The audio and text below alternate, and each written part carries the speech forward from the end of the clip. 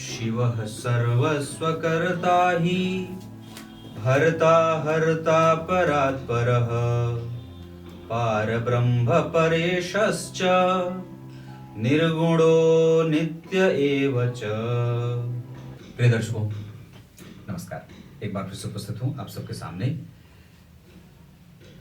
आज का कार्यक्रम कुंडली में धन योग कैसे पहचाने इस पर केंद्रित है और ये बहुत ही विस्तृत कार्यक्रम हो सकता है थोड़ा बड़ा हो तो आप इसे डबल स्पीड पे कर सकते हैं।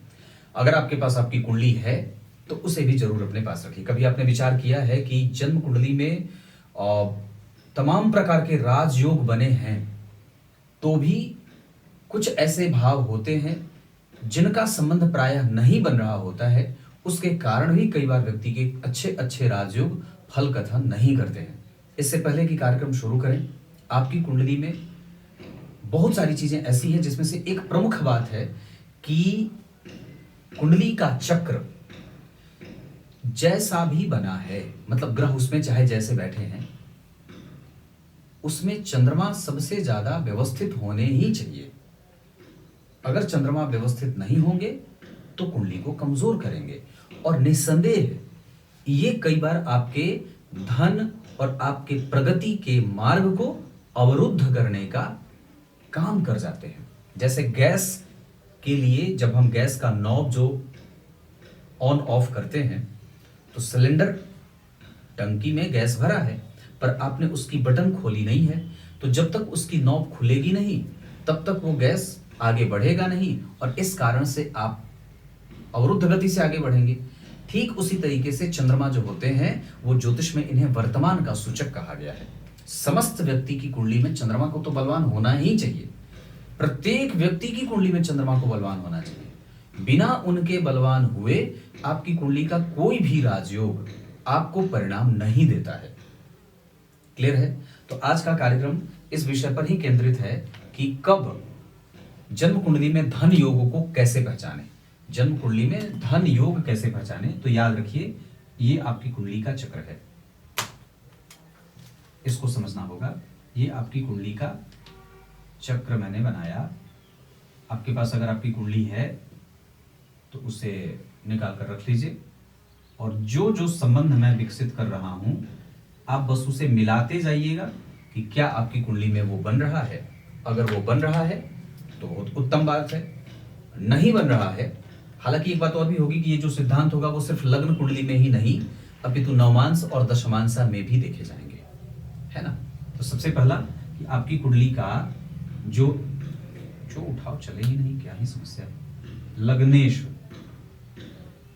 अगर लग्न के अधिपति धन भाव में हो, धन भाव में, ये धन योग हो गया। लग्नेश धन भाव में, अगर ये नवमांश में भी हो तो भी कोई बात नहीं है, नवांश में भी इसे धन योग कहा जाएगा। ये सारे सूत्र नवांश में भी लागू होंगे और विशेषतया अपनी दशाओं में ये और भी ज्यादा मजबूती से परिणाम करने वाले हो जाते हैं। दूसरा, अगर जन्म कुंडली का लग्नेश, पहले लग्नेश से ही शुरू करते हैं उसके बाद 12 भाव तक घूमेंगे, इसी वजह से कार्यक्रम थोड़ा बड़ा होगा। तो दूसरा, लग्नेश अगर जन्म कुंडली के चतुर्थ भाव में बैठे हो, चतुर्थ भाव में अगर आपके लग्नेश बैठे हैं तो ये धन योग होता है और ये अपनी दशा काल में मजबूत परिणाम करेंगे। उसके बाद लग्न के अधिपति जन्म कुंडली के पंचम भाव में बैठे हो तो बुद्धि के साथ धन देंगे, क्योंकि पंचम भाव बुद्धि का भी होता है ना, तो बुद्धि के साथ धन देंगे। मतलब व्यक्ति अच्छे नेचर वाला भी होगा, बुद्धिमान होगा। तो यहां पे धन है, यहां भी धन है, पर यहां धन के साथ बुद्धि भी है अगर लग्नेश पंचम भाव में बैठते हैं तो। उसके बाद अगर लग्नेश आपकी कुंडली में जो भी ग्रह बनता हो वो सप्तम भाव में बैठे, सप्तम भाव में अगर बैठते हैं तो ये व्यापार से धन देंगे, व्यापार से धन देंगे। कैसे देंगे? यहां बुद्धि से धन कमा रहे थे आप, यहां व्यापार बुद्धि में लगेगी या बुद्धि व्यापार में लगेगा और व्यक्ति धन कमाएगा। साथ साथ ये भी रिपीट करता जा रहा हूं। उसके बाद अगर लग्नेश आपकी कुंडली में नवम भाव में बैठे हो तो ये धन योग होता है और ये भाग्य से व्यक्ति को धन मिलता है। मतलब आप भाग्यशाली हैं। धन कहीं ना कहीं से आपके पास आ जाएगा, आपका काम रुकेगा नहीं, और काम आने से पहले पैसे का काम आएगा, उससे पहले आपके पास पैसे आ जाएंगे। तो ये अपने आप में एक महान राजयोग होता है या धन योग होता है। सबसे मजबूत जो धन योग बनेगा वो लग्नेश का दशम स्थान में जाने का बनेगा। अगर लग्नेश आपकी कुंडली के दशम स्थान में है तो ये सबसे मजबूत धन योग कहा जाता है। कौन सा? अगर लग्नेश दशम स्थान में बैठे हैं तो, मतलब इससे ज्यादा मजबूत कोई नहीं बनता। चाहे लग्नेश धन में ही बैठे हों, वो उतने मजबूत नहीं होंगे जितने कि लग्नेश दशम स्थान में बैठते हैं। ये लक्ष्मी संपन्न योग इसे कहा जाता है, और इसका प्रतिफल जातक को ज्यादा मजबूती से देखने को मिलता है। अब उसमें आप चेक कर लीजिए कि वो कितना मजबूत बन रहा है। शुभ ग्रह से दृष्ट हो गया तो और मजबूत हो गया, कोई उच्च का बैठ गया तो और भी बढ़िया बात हो गई, है ना। और वहां पे कोई एक ग्रह और अलग से उच्च का बैठा है, दो मित्र ग्रह वहां बैठ गए, तो इस तरीके से ये लग्नेश का दशम स्थान में बैठना बलवान हो जाता है। जैसे मान लीजिए 1 नंबर की कुंडली बनती है तो यहाँ 10 होगा। मान लीजिए मंगल है, मंगल यहीं बैठ गए तो मंगल मेष राशि में लगने के स्वामी होते हैं, 10 नंबर में बैठ गए तो उच्च के हो गए। तो इस हिसाब से ये सबसे मजबूत योग बन गया। अब विचार करिए, अगर मान लीजिए मंगल है लग्नेश और मंगल द्वितीय भाव में बैठ गए तो उतने बलवान तो नहीं हुए, क्योंकि यहाँ वो उच्च के बैठे थे, लग्नेश थे धन भाव में बैठे तो जरूर है पर शत्रुगत है। तो इस हिसाब से लग्नेश का दशम स्थान में बैठने का प्रतिफल ज्यादा उत्तम माना गया है शास्त्रों के द्वारा। उसके बाद ये इतने सारे लग्नेश से बनने वाले हैं। लग्नेश लाभ में बैठते हैं तो भी धन देते हैं, पर वहां आपको थोड़ी मेहनत करनी पड़ती है। बाकी जो ये भाव है, मेहनत तो यहां भी करना है, बिना मेहनत के तो धन है, पर ये जो है वो लाभ वाला, ये थोड़ी मेहनत करा करके तब आपको धन देता है। तो ये लग्नेश के कारण बनने वाले धन योग हैं। अब उसके बाद बात करते हैं धन भाव के स्वामी के कारण कितने धन योग बनते हैं। 12वें भाव में बनेगा तो ये कार्यक्रम थोड़ा बड़ा होगा, इसको समझना होगा। धन भाव के स्वामी अगर धन भाव के यानी कि धनेश अगर लग्न में बैठे हों तो ये धन योग होता है। उसके बाद धन भाव के स्वामी जन्म कुंडली में चतुर्थ में बैठे हों, धनेश अगर चतुर्थ भाव में बैठे हों तो धन योग अपने आप में होता है। उसके बाद अगर जन्म कुंडली के धन भाव के स्वामी धनेश पंचम भाव में बैठे हों तो ये अपने आप में धन योग होता है। उसके बाद धन भाव के स्वामी अर्थात धनेश सप्तम भाव में बैठेंगे तो यहां से आपको व्यापार से धन देते हैं। धनेश अगर छठे भाव में जाएंगे तो ऋण योग हो जाएगा, दारिद्र योग होगा, वो बहुत खराब हो जाता है। धनेश अगर सप्तम भाव में बैठे हो तो व्यापार से व्यक्ति को धन देते हैं। भाग्य में बैठे हो, भाग्य भाव में, तो थोड़ी बहुत भाग्य की चिंता जरूर होगी लेकिन आपके पास धन आएगा। और इसमें सबसे अच्छा फिर यहां पे वापस बनता है कि अगर जन्म कुंडली के धनेश दशम स्थान में या तो एकादशवें स्थान में बैठे हों तो ये सबसे मजबूत धन योग बनता है।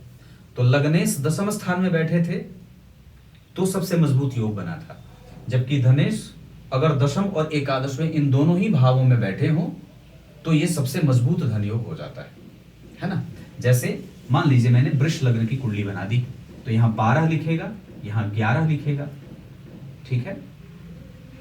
तो शुक्र अगर उच्च के हो जाएंगे एकादशवें भाव में या दशम स्थान में बैठेंगे तो एक तरफ उच्चाभिलाषी होंगे और यहां उच्च के हो गए। इस वजह से ही किसी भी लग्न की कुंडली के लिए धनेश अगर दशम या एकादशवें भाव में बैठेंगे तो बहुत ही श्रेष्ठ और मजबूत परिणाम देते हैं। धन योग अपने आप में बड़ा होता है। फिर उसके बाद बात करते हैं तृतीय भाव के स्वामी कब धन योग बनाते हैं। तो अगर जन्म कुंडली के तृतीय भाव के स्वामी चतुर्थ में, एकादशवें में या दशम स्थान में, अब जरा ध्यान से देखिए, तो लग्नेश के कारण बहुत सारे धन योग बन रहे थे, धनेश के कारण भी बहुत सारे धन योग बन रहे थे, लेकिन जो तृतीय भाव है उसके कारण चतुर्थ भाव में, एकादश में और दशम स्थान में बैठने पर धन योग, यहाँ पे तृतीय भाव के कारण बनने वाले धन योगों की संख्या कम हो गई। अगर आपकी कुंडली के तृतीय भाव के स्वामी चतुर्थ भाव में बैठे हैं या दशम स्थान में बैठे हैं या एकादशवें स्थान में बैठे हैं तब वो मजबूत धन योग बनाएंगे, अन्यथा वो कई बार बहुत ही कमजोर परिणाम देने वाले हो जाते हैं या व्यक्ति के धन से संबंधित चिंताओं को बढ़ाने वाले भी हो जाते हैं। तो तृतीय भाव के स्वामी के साथ 3 ही धन योग बना, मात्र 3, बाकी भी बनेंगे पर उसके कंडीशन ज्यादा होंगे, या ये कह सकते हैं कि वहां पे आपको उसकी फुलफिलमेंट उतनी मजबूती से नहीं होती है जितनी की होनी चाहिए। अब विचार करते हैं चतुर्थ भाव के स्वामी पे। तो चतुर्थेश के साथ अगर चतुर्थ भाव के स्वामी लग्न में बैठे हों तो ये अपने आप में धन योग होता है। चतुर्थ भाव के स्वामी धन भाव में बैठे हों तो अपने आप में धन योग होता है। चतुर्थ भाव के स्वामी चतुर्थ में बैठे हों तो धन योग होता है। चतुर्थ के स्वामी पंचम में बैठे हों तो धन योग होता है। चतुर्थ के स्वामी छठवें में बैठे हों तो भी धन योग होता है।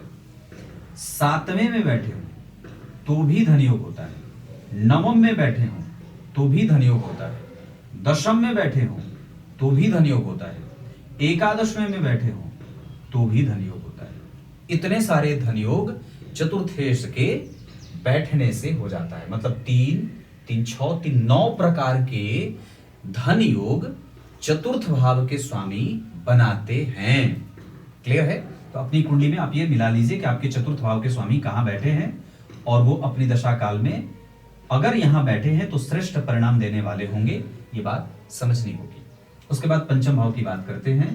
तो अगर जन्म कुंडली के पंचमेश लग्न में, चतुर्थ में, धन भाव में, नवम भाव में और दशम के साथ एकादश में, पंचम भाव के स्वामी लग्न, चतुर्थ, धन, नवम, दशम, यहां पे अगर चतुर्थ भाव के स्वामी है पंचम में, लग्न में, जहां जहां मैंने लिखा है तो ये इतने प्रकार से धन योग बना देते हैं।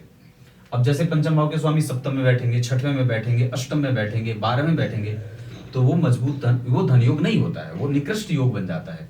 उसके परिणाम जातक को कमजोरी से मिलते हैं। लेकिन अगर पंचम भाव के स्वामी यहां बैठे हैं तो आपको इस तरीके का धन योग देखने को मिल जाएगा।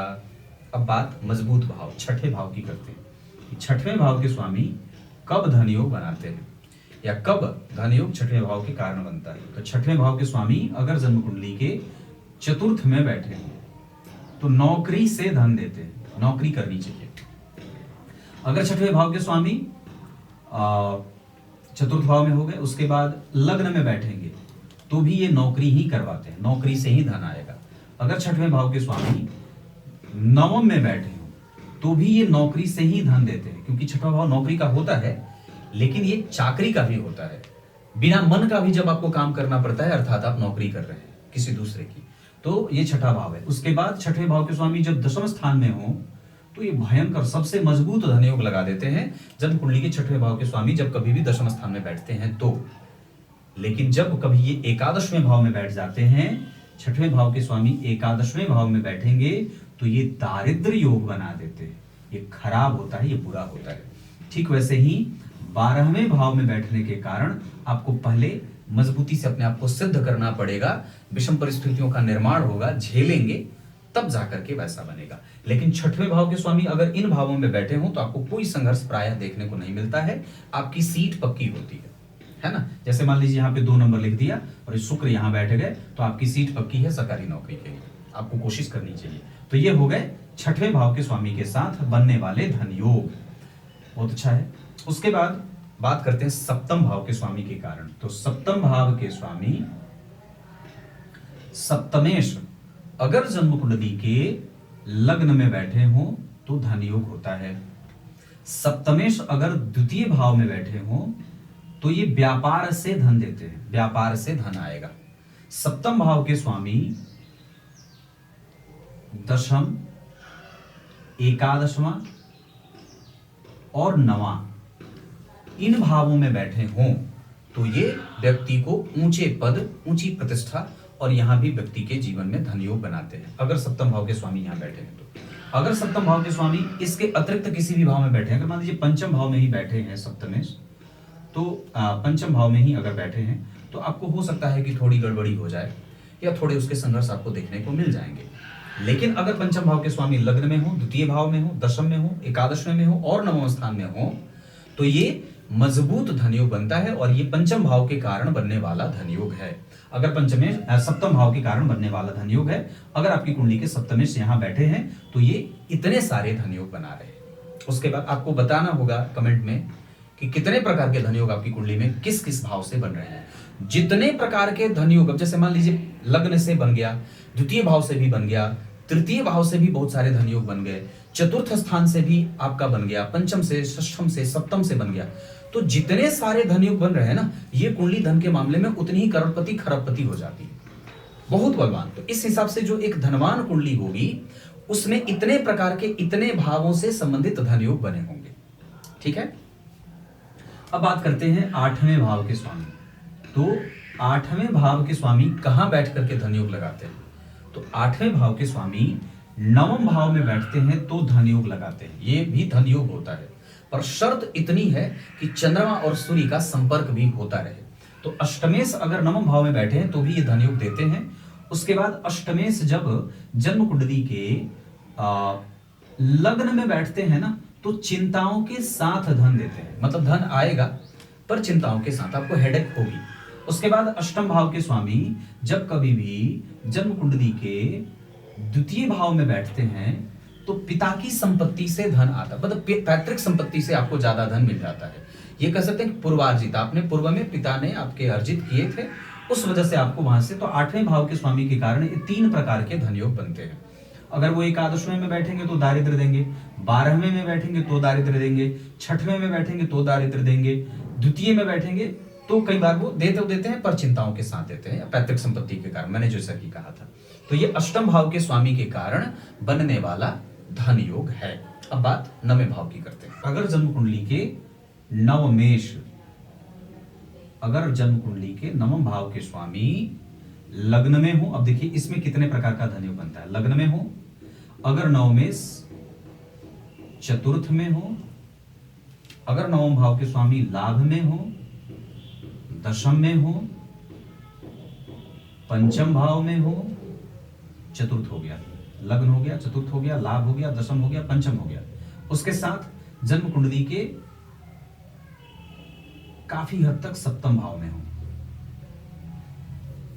नवमेश अगर 9वें भाव में, अगर नवमेश 9वें भाव में हो तब तो वो होगा ही। तो लग्न में, चतुर्थ में, नवमेश अगर लग्न में हो, चतुर्थ में हो, लाभ में हो, दशम में हो, पंचम में हो, सप्तम में हो, तो इतने प्रकार का वो धन योग बना देते हैं। तो आपकी कुंडली के 9वें भाव के स्वामी के कारण कितने योग धन योग का बना, तो आपने नवमेश के कारण बनने वाले धन योग को देख लिया। अब दशम स्थान को देखते हैं। तो जन्म कुंडली के दशमेश कहां से धन योग लगाते हैं? जब दशम में ही बैठे हों। उसके बाद लग्न में, ये सबसे बलवान होगा, इसकी जो मजबूती होगी वो 100% वाली होगी। मतलब दशमेश अगर लग्न में बैठे हैं तो वो सबसे बलवान राजयोग बनाएंगे। उससे भी अगर ये 100% है, तो अगर दशम भाव के स्वामी 9वें में बैठ रहे हैं तो ये भाग्यशाली भी बनाएंगे और 110% का इसकी एनर्जी 110% होगी। आप इसको और भी ज्यादा अपने शब्दों में कर सकते हैं कि अगर दशम भाव के स्वामी आपकी कुंडली में 9वें या लग्न इन दोनों भावों में बैठे हैं तो ये सबसे मजबूत धन योग होगा, जो कुंडली के बहुत अच्छे खासे बनने वाले राजयोगों पर भी भारी पड़ेगा और मजबूत परिणाम देगा। उसके बाद दशम भाव के स्वामी लाभ में बैठे हों तो भी ये, पर यहाँ पे लाभ की चिंता थोड़ी होती है। मतलब अगर दशम भाव के स्वामी लाभ में बैठे तो थोड़ी बहुत चिंता आपको होगी, है ना। तो ये बात आप समझ लीजिए कि वहां पे आपको थोड़ा संघर्ष भी देखना पड़ेगा, क्योंकि वो कहते हैं ना वो पापी भाव है। तो दशम भाव के स्वामी लाभ में बैठे हों, नेचुरली उतना मजबूत नहीं है जितने कि 9वें लग्न और दशम में। उसके बाद दशम भाव के स्वामी अगर जन्म कुंडली के चतुर्थ भाव में होते हैं तो भी धन योग देते हैं, है ना। पर यहां आपको परिवार से कई बार दूर जाना पड़ता है। मतलब इसके कुछ नेगेटिव भी हैं कि आपको परिवार से थोड़ा दूर जाना पड़ेगा, है ना। लेकिन ये बात है कि सरकारी नौकरी आदि में ऊंचे पद पर अधिकारी व्यक्ति को बना दिया जाता है या बनते हुए देखा जाता है। तो ये हो गए दशम भाव के कारण बनने वाले धन योग। अब एकादशवें भाव के कारण समझते हैं। तो अगर जन्म कुंडली के एकादशवें भाव के स्वामी लग्न में हो, धन भाव में हो, चतुर्थ भाव में हो, पंचम भाव में हो, दशम में हो या एकादशवें में ही हो, है ना। एकादशवें भाव के स्वामी एकादशवें हो, लग्न हो, धन हो, चतुर्थ हो, पंचम हो, दशम हो और एकादशवें में हो, तो यहां से भी एक सप्तम भाव भी यहां पे लिखेंगे कि यहां पे आपको पत्नी के ऊपर आश्रित होता हुआ धन मिल जाता है, मतलब किसी दूसरे का धन। लेकिन बाकी जो इतने बड़े हैं इसमें आप अपना धन समझ लीजिए, इसमें किसी दूसरे का सहयोग भी हो सकता है, है ना। पर यहाँ पे आपको एकादशवें भाव के स्वामी इतने प्रकार से आपकी कुंडली में धन योग बनाते हैं। अब बात करते हैं 12वें भाव के कारण, जो अंतिम भाव है। तो इस हिसाब से कि आपकी कुंडली में कितने प्रकार से आप चेक कर सकते हैं। मैंने जैसे कहा था कितने लग्नेश कितना बना रहे हैं, लग्नेश किस भाव में तो धन योग बना, द्वितीय किस भाव में तो धन योग बना, तो आपने दो। लग्नेश अगर मान लीजिए धन भाव में है तो आपको 1 पॉइंट मिल गया। अगर धनेश जन्म कुंडली की चतुर्थ में हो गए तो आपको 2 पॉइंट मिल गया। अगर तृतीय भाव के स्वामी चतुर्थ में हो गए तो आपको 3 पॉइंट मिल गया। अगर चतुर्थ भाव के स्वामी आपकी कुंडली की चतुर्थ में बैठे हैं तो 4 पॉइंट मिल गया। अगर पंचम भाव के स्वामी जन्म कुंडली के नवम में बैठे हैं तो आपको ऐसे पॉइंट आपका बढ़ गया। तो इस तरीके से आपकी कुंडली धन योग के मामले में बलवान होती गई। ऐसे इसको चेक किया जाता है। उसके बाद 12वें भाव की बात हो रही है तो द्वादशेश 12वें भाव के स्वामी, तो द्वादश यानी कि 12वें भाव के स्वामी अगर जन्म कुंडली के लग्न में बैठेंगे तो व्यय के साथ धन देंगे। धन है और है भी और नहीं भी है, या ये कह सकते हैं कि धन आएगा उससे पहले उसके जाने का मार्ग तय होगा। पर ये अच्छी बात है कि आपको किसी दूसरे के ऊपर आश्रित नहीं रहना पड़ेगा, आपके पास पैसे रहेंगे। अगर 12वें भाव के स्वामी धन भाव में बैठते हैं तो भी व्यक्ति के पास धन रहता है।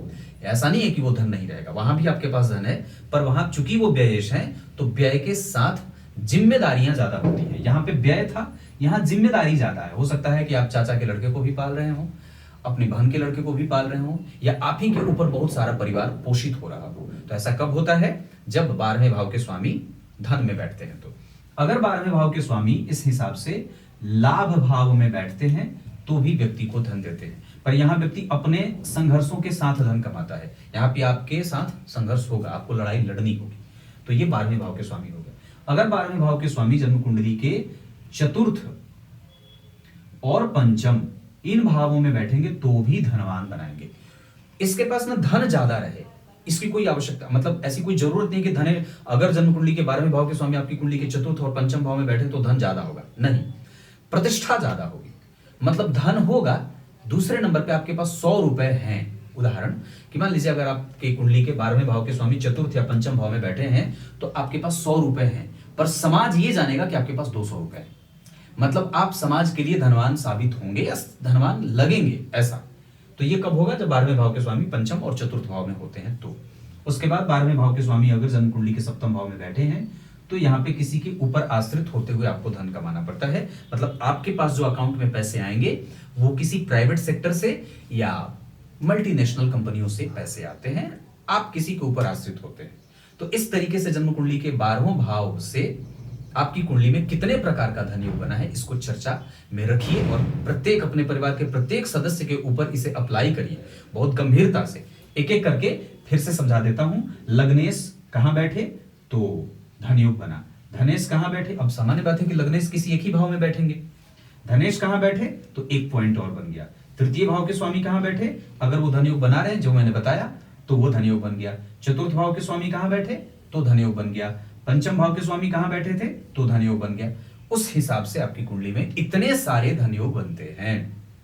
अब इसी में ना कई बार कमजोरी और मजबूती होती है। ग्रह नीच का हो गया तो थोड़ा कमजोर हो गया, वक्री हो गया तो थोड़ी कमजोरी आ गई, अस्त हो गया तो परेशान हो गया, शत्रु के घर में बैठ गया तो धन को थोड़ा संघर्ष में लेके चला जाएगा। तो इस तरीके से बेसिकली ऐसी ये चीजें ऐसे काम करती हैं। क्लियर है? अब आइए कार्यक्रम के आरंभ में जो मैंने श्लोक पढ़ा था उसका अर्थ बता दूं। ब्रह्मदेव कहते हैं शिव जी को, मैं चाहता हूं वो परिणय सूत्र में बंधे। और गलती हो गई ब्रह्मदेव से ये कि उन्होंने भगवान महेश्वर को अपना पुत्र मान लिया। तो फिर विष्णु भगवान कहते हैं कि आपने ये गलती कैसे कर दी? आपकी बुद्धि ऐसे कुबुद्धि से युक्त कैसे हो गई? जो परम पिता परमेश्वर है, अखिल ब्रह्मांड नायक है, परात्पर अखिलेश्वर है, जो सदैव स्वयं में ही रमता रहता है, सात्विक राजसिक और तामसिक गुणों से युक्त होता हुआ अव्यक्त भी है, जिसको कोई व्यक्त नहीं कर सकता, जो सदैव समाधियों में लीन रहता है, जिसके ऊपर काम का असर नहीं है ना, जो निर्विवाद है ना। साथ ही साथ और क्या कहा कि जो गुणों से परे है, त्रिगुणातीत है। और क्या कहा? बहुत सारी चीजें कही कि जो अच्युत है, अनंत है ना, अव्यक्त है, जिसको व्यक्त नहीं किया जा सकता, जो दीन दुखियों पर निरंतर दया करने वाला है। अरे दया की बात तो ये करिए, शिव जी इतने दयालु हैं कि ब्रह्मदेव जाकर के देवी मैया से कहते हैं, देवी मैया ये काम करो, आप ये मुझे जो ब्रह्मदेव का जो काम दिया है कि मैं लोगों का भाग्य टांकता हूं, लिखता हूं, आप ये ब्रह्मदेव का पद किसी दूसरे को दे दो, क्योंकि मैं उसके भाग्य में गरीबी, दुख और कष्ट दिख देता हूं, और आपके भोलेनाथ उस पर प्रसन्न होकर के इतना ज्यादा उसे दे देते हैं कि स्वर्ग में उसके लिए जगह बना दे। मेरे पास तो स्वर्ग में रखने के लिए लोगों को जगह नहीं है, स्वर्ग भरा पड़ा है। तो आपके जो भोलेनाथ हैं वो इतने दयालु हैं। आप जब विनय पत्रिका पढ़ेंगे तो तुलसीदास बाबा ने ये बड़ी बड़ी अच्छी मधुर बात लिखी है कि ब्रह्मदेव ने ये बात जाकर के देवी मैया से कही है। तो इस हिसाब से भगवान भोलेनाथ बड़े दयालु हैं, और इतने दयालु हैं कि पूछो मत। तो इस हिसाब से जो निर्गुण है, जिसको कोई व्यक्त नहीं कर सकता, जो अद्वैत है, जो चिरंतन है, और निरंतर वो सिर्फ देने में ही लगा रहता है ना, और इतने सक्षम है कि जहां समस्त ब्रह्मांड की सृष्टि समाप्त हो जाती है, वहां से भी वो खींच लाते हैं, है ना। प्रलयंकर हैं, निर्माण के कर्ता भी हैं, पोषण करता भी हैं, और प्रलय के स्वामी भी हैं, है ना। कहते हैं ना, जिसमें उनकी गोद में ही आरंभ और अंत दोनों खेलते हुए नजर आते हैं, उसको आप कैसे अपना पुत्र मानते हैं? ब्रह्मदेव को ये बात विष्णु भगवान नारायण ने बताया। अब आगे क्या होगा कल जानेंगे। कार्यक्रम निरंतर देखा करिए। तब तक के लिए इजाजत दीजिए। कल वापस उपस्थित होंगे आप सबके सामने। बहुत बहुत नमस्कार।